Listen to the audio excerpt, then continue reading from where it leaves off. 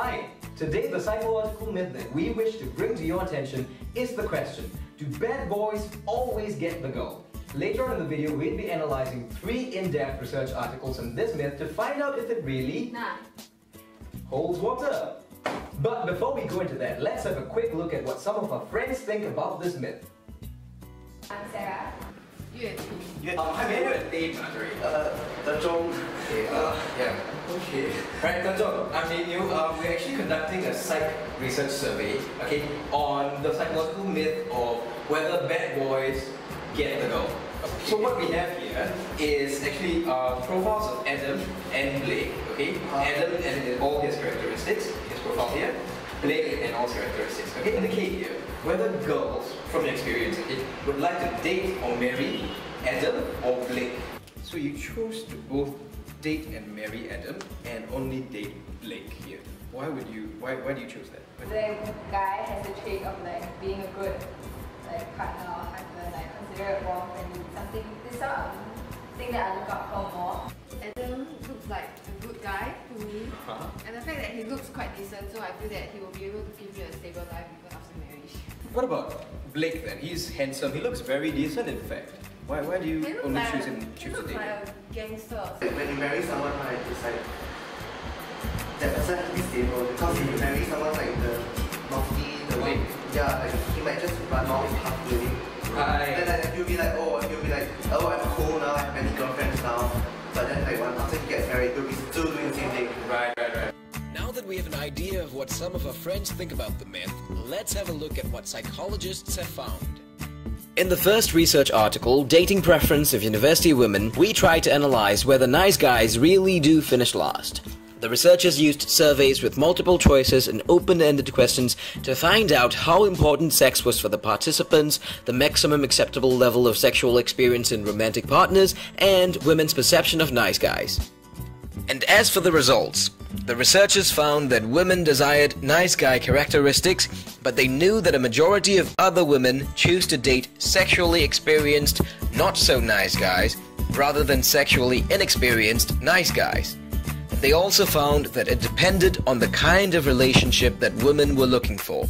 Women who are more permissive and willing to engage in sex are more attracted to bad boys, whereas women who are not so sexually active prefer nice guys. However, although nice guys may be less successful in terms of number of sexual partners, they continue to be preferred for friendships and committed intimate relationships.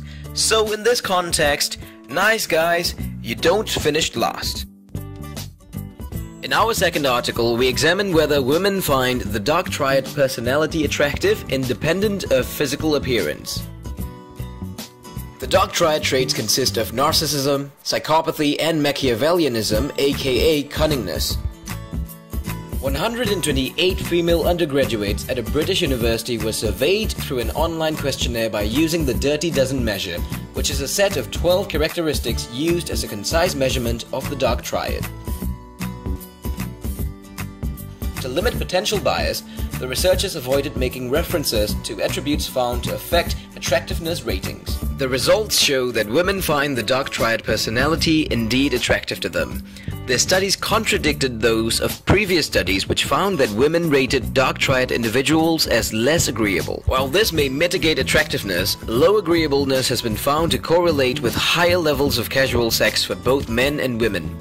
Women also perceived the dark triad character as lower in conscientiousness and neuroticism and higher in extroversion.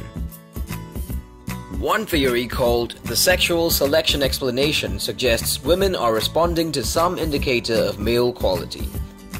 In our third article, we explore why people with dark personality traits are more physically attractive. Researchers from Washington University in St. Louis had 2 types of full body-length photographs taken of their research participants, adorned and unadorned. In the unadorned condition, participants changed into grey sweatpants and grey t-shirts, and all forms of accessories, makeup, and facial hair were removed. These photographs were shown to unacquainted observers who rated the physical attractiveness of the subjects. The research found that participants who had dark personality traits were rated as more physically attractive in the adorned state because they dress up and present themselves more effectively. The researchers theorized that when people high in dark triad traits dress up, they may experience greater increments in self-esteem or derive more satisfaction from the additional attention that they receive, which compels them to continue dressing well.